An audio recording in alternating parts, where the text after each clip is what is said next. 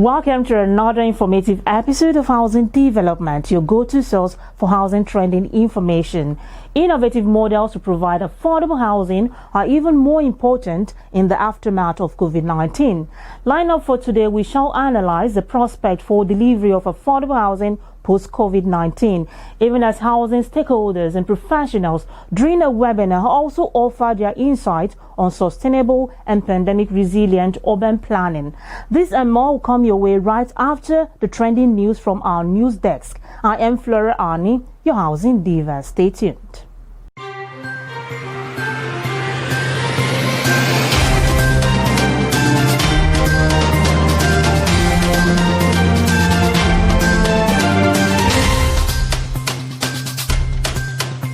As the housing and construction industry in Nigeria, Africa and across the globe anticipate with excitement the debut of the Virtual Abuja International Housing Show 2020, the organizers of the largest housing event in Africa have released a statement to unveil the unique features to expect from the show. As contained in the statement signed by the show's convener, Barrister Festus Adebayo, the first virtual edition, built for 21st to 24th July 2020, will present the biggest ever digital marketing platform in Nigeria and also kickstart a new era for companies and brands to network and amplify their businesses to a global audience with minimal effort. The organizers also revealed that through the Digital AIHS 2020 platform, sponsors and exhibitors can upload contents into their virtual exhibition booths, as the platform also comes with integrated announcement boards for sponsors and exhibitors to announce new product launch, offer daily deals, and also chat directly with attendees. According to the organizers, Digital AIHS 2020 will save cost for exhibitors, as they will only have to be in their offices or project sites and interact with hundreds of participants selling their products and reaching new prospects, as the virtual conferences and exhibitors' booths will remain open after the conclusion of the scheduled event for better networking effect. As part of efforts aimed at solving the housing problems of residents in Misau local government area of the state, Bauchi State government is set to build 250 affordable houses near the Bauchi State University campus. A director in the State Ministry of Housing and Environment, Yamai Muhammad, made this known during an inspection visit to the site measuring 27 hectares acquired by the state government for the project. Muhammad explained that the state government is constructing a total of 2,500 housing units across the 6 emirates in the state, which will be for sale to citizens at affordable prices. The director, however, stated that the new site was chosen because of its proximity to the university and other government-owned housing estates, adding that all arrangements have been concluded to pay compensation to owners of farmlands located on the project site. The federal government has begun the construction of 10,000 housing units spread across 10 Borno councils for the resettlement of internally displaced persons, IDPs. The building construction, estimated to cost 20 billion naira, comes as part of Borno State Governor Babagana Zulum's declaration that all IDPs in camps in the state capital would be resettled before the end of May 2021. The project, which is also under President Muhammadu Buhari's special initiative for Borno State, being the epicenter of the Boko Haram crisis, is handled by the Northeast Development Commission under the supervision of the Ministry of Humanitarian Affairs, Disaster Management and Social Development. Speaking during the flag-off ceremony of the project in Mafa local government area of Borno State, the Minister of Humanitarian Affairs, Disaster Management and Social Development, Hajiya Sadiya Umar Farouk, said the resettlement of the displaced persons remains a top priority of the President Buhari-led administration, and more projects are underway. Meanwhile, the president of the Architects Registration Council of Nigeria, Architect Oladipo Ajayi, has identified poor law enforcement as one of the remote causes of the spate of building collapse in the country. Ajayi, who revealed this while speaking to newsmen, explained that the lack of respect for law and law enforcement by players in the built environment brings alteration to the standards and best practices in executing building projects, which he said affects quality and becomes a precursor to building collapse. He, however, warned that if the menace of building collapse must be eradicated in the country, the opinions of all those involved in construction process including architects, structural engineers, surveyors, planners, and builders, must be critically considered and executed to the latter under the existing laws and codes of building.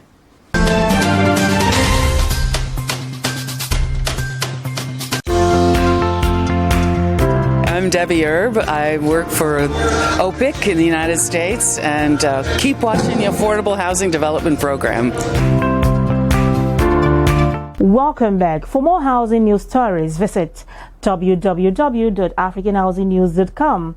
Against the backdrop of government recent target of 300,000 houses annually, a former Honorable Commissioner for Fiscal Planning, Lagos State, Town Planner Toyin Ayinde, through a webinar, outlines what government must consider if it's to develop 300,000 housing units per annum. Take a listen. 300,000 housing units. It's a vision, and I always like to encourage visions. I haven't seen the blueprint of how it will go, but I can tell you that whatever we want to achieve, we only need to determine it in our hearts, is what we can achieve. Whether the government itself should go directly into construction is what I doubt. I think the government should provide an enabling environment.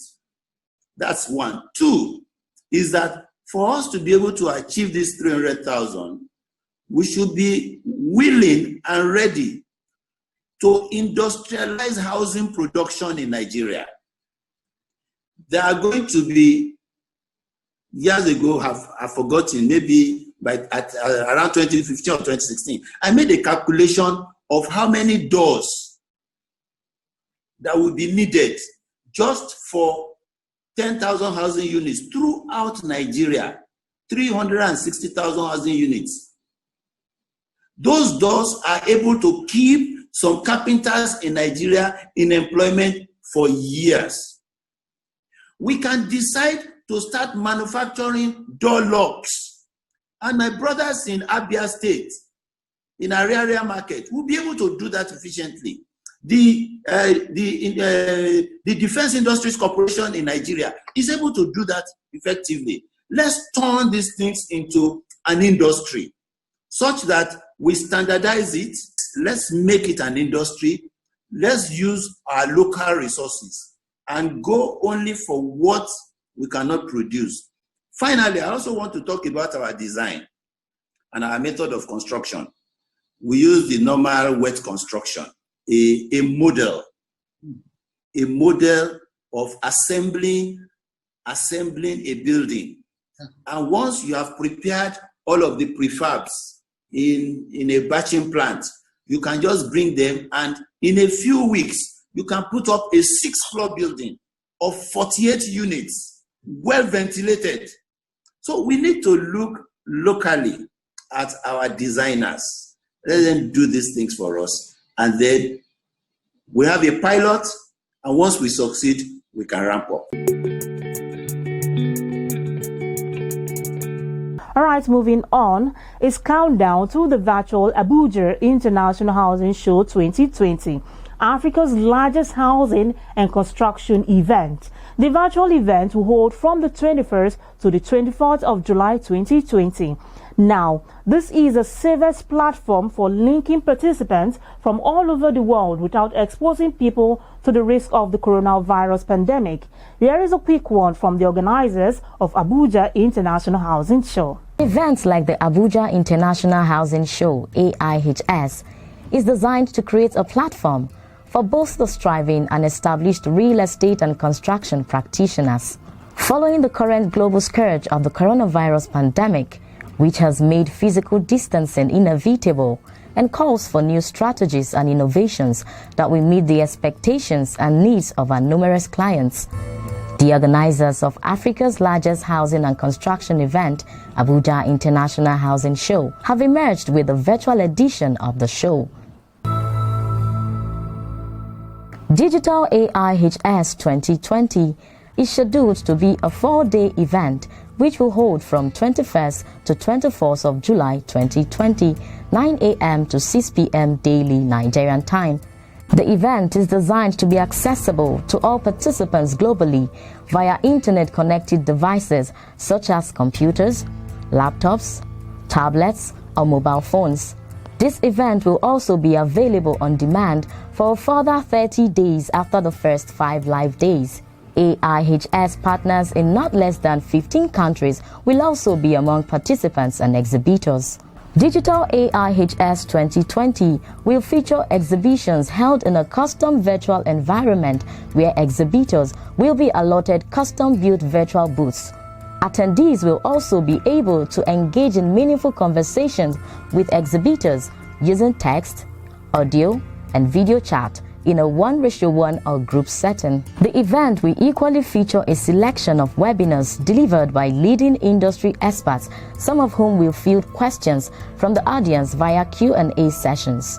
The theme for this year's event is Housing Finance Innovations for 2020 and Beyond, Sustainable System for Cities. And sessions will cover a wide range of topics spanning the entire property value chain from land acquisition to building quality. The AIHS, as usual, would be parading the highest number of professionals and government functionaries, including senators, ministers, governors, members of the House of Assembly, amongst others. It's indeed expected to be the game changer for every participant. Why a virtual AIHS event? Safest platform for linking participants from all over the world without exposing people to the risk of the coronavirus pandemic. Wider audience reach, including attendees from around the globe, giving even the smallest exhibitor the potential of accessing huge new markets. Massive cost savings for exhibitors and attendees alike. No flight, hotel, entertaining or printed brochure expenses. Cost per lead is significantly lower than a conventional event. No financial or geographical barriers to visitor attendance. Significantly higher attendance than conventional events. Attend at your convenience with regular live presentations with a unique range of speakers and on-demand presentations. Immediate and controlled communication with your audience. More efficient use of time for partners, attendees, and sponsors. AIHS is the largest housing and construction conference and exhibition in Africa. The show, which is built to hold from the 21st to the 24th of July, is open for registration to participants world over. Participants are kindly urged to visit www.ihsabuja.com.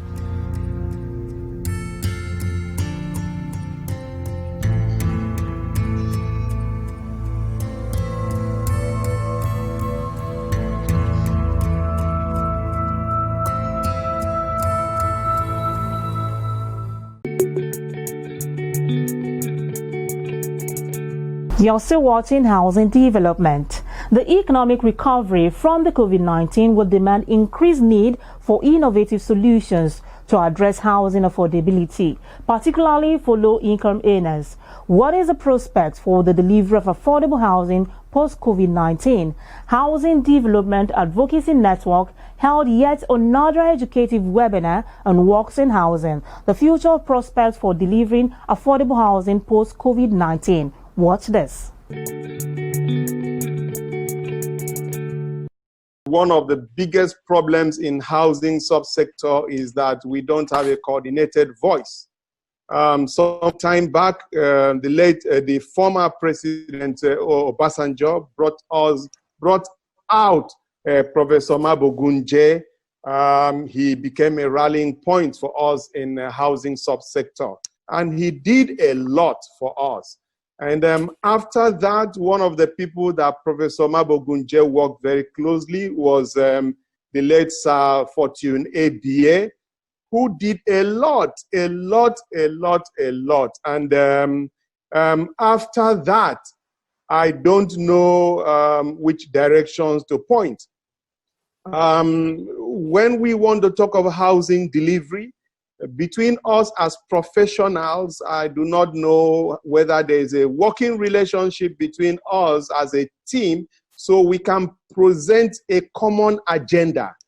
so that the government can work on it. If we understand how government operates, government goes in empty and they buy the agenda that is brought by different interests and they present such interests. And government operates by what you call the line of least resistance. Even in the former national housing policy, the very first one, there's a phrase there. He said the agitations of the people woke up government. That was the phrase.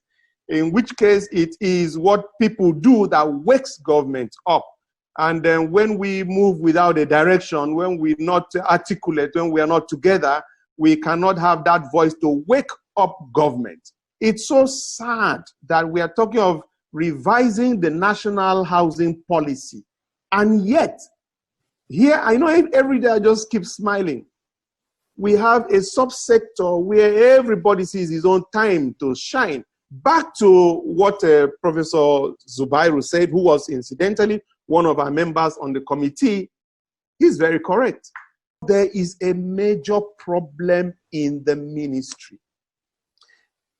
During that process of trying to find out how to solve the problem, we realize that some of the problems are not because they are stupid people. No, I believe that the civil servants are amongst the most resourceful, the most intelligent, the most articulate. The only thing is that we are expecting something from nothing. As a result, a man who is a director, when you look at his salary, it's difficult for you to tell him that he cannot give his child a decent training outside the country. And his salary cannot do that. So when you tell a man that is in the housing ministry that he cannot get involved in direct construction, but he should just come and allow you to do the business and he will just be supervising, when he understands what is in the business and he needs the money of the business, there's a problem. So the issue is, how do we address this fundamental problem that will make the civil servant to say, okay, we are strictly policy, regulation outfit. Let the construction, look, everybody knows where the money is in housing. It's in the construction. My concern is, should the ministry be in the construction market? No. And the national housing policy stated this so clearly that government will no longer be involved in direct construction of houses. And that was what we wanted to repetition. And the civil servants, they fought us to a halt, that we wanted to turn civil servants to commission agents. They were to work with developers to deliver this new build. They were to work with developers to do urban regeneration. We went around the country. We discovered that there are thousands of houses that are different stages, embarked upon by cooperative. We saw estate of 400 units that they plan to build within 10 years. We brought all the cooperatives on board. Every state in this country has a large number of registered cooperatives that have acquired land. They laid the foundation. Some of them are built to little level. All we just needed to do is to give home completion loan. And I kept saying that there was a time in this country, 1977, when they noticed that there were so many houses that were not completed. 1977, federal government gave loan, and thousands of properties came to the market. There are several cooperatives in Odisha, in Lagos, that have projects. They've already acquired land. They just needed to be helped, assisted to complete. If they have the mind to complete in the next 5 years, if you give them access to loan, because they've gotten approved building plan, they have their land, they have the service on the land, with just little amount of money, they complete. And when the cooperatives were assisted, we'll be able to realize more than this 300 that we are targeting. But if we continue to say, new build, we'll build 300 this week, the question will be, where will they get money? They are saying that let us break it down. There are many Nigerians that have already assisted themselves. They have land. The next question that will come next week is that where will they get land from? Let me conclude by saying that where I come from, there is a common saying that that is, it's not one road that several roads lead to market. Let's stop thinking only new build. Let's put everyone, including old ones that are almost abandoned. Let's re-engineer them. Get more than this 300 that is actually planning. A lot has been achieved. Leaders have been raised in the sector. And those leaders that have been raised in the sector must not retire. Fortunately, ABA was at his duty post till he died. And therefore, we have no business retiring at 80, at 90, because then our voice will even carry more weight than what is carrying now. If you are a civil servant, you must realize one thing.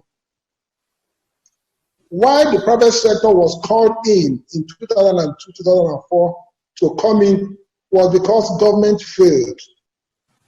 The Federal Housing Authority and the various state housing development corporations were meant to be the social housing development agencies.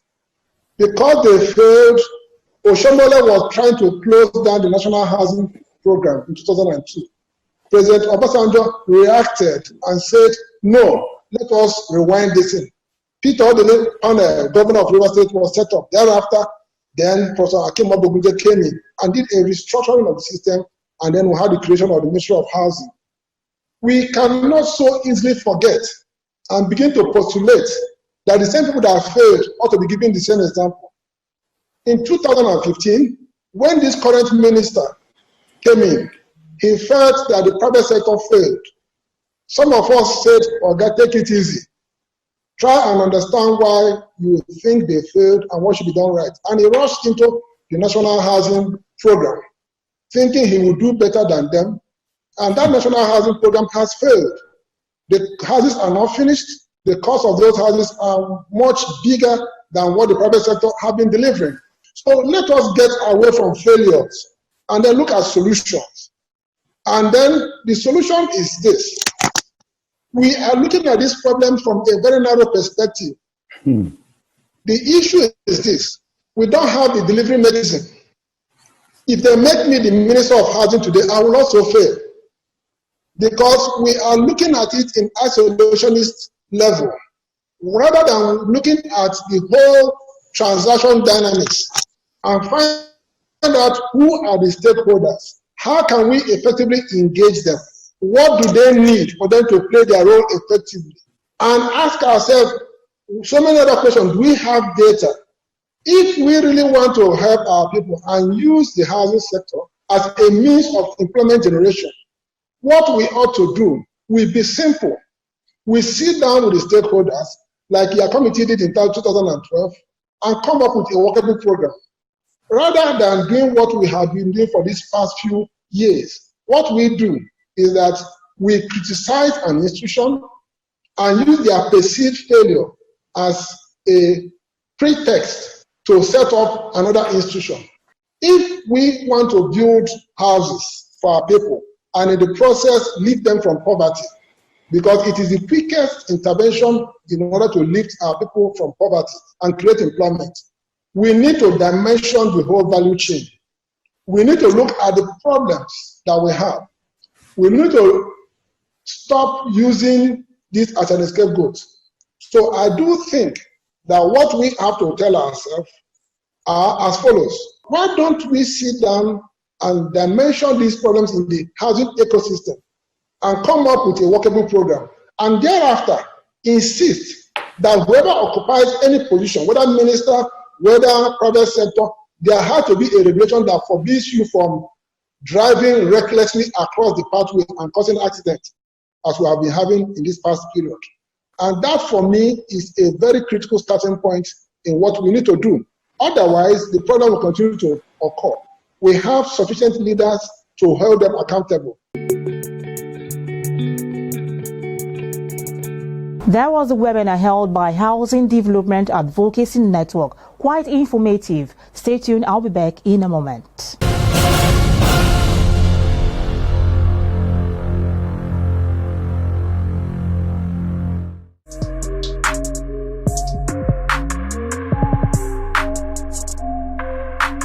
Hello there. Africa's largest housing and construction festival, the Abuja International Housing Show, has gone virtual.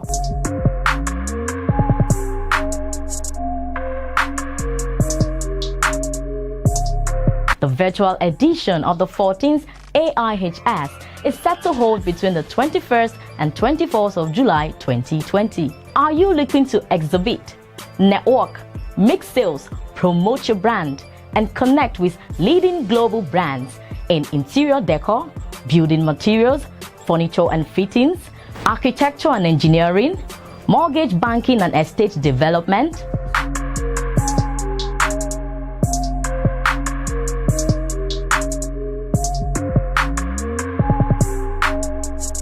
Register now at www.ihsabuja.com or call 0816-657-0090. Don't miss this opportunity.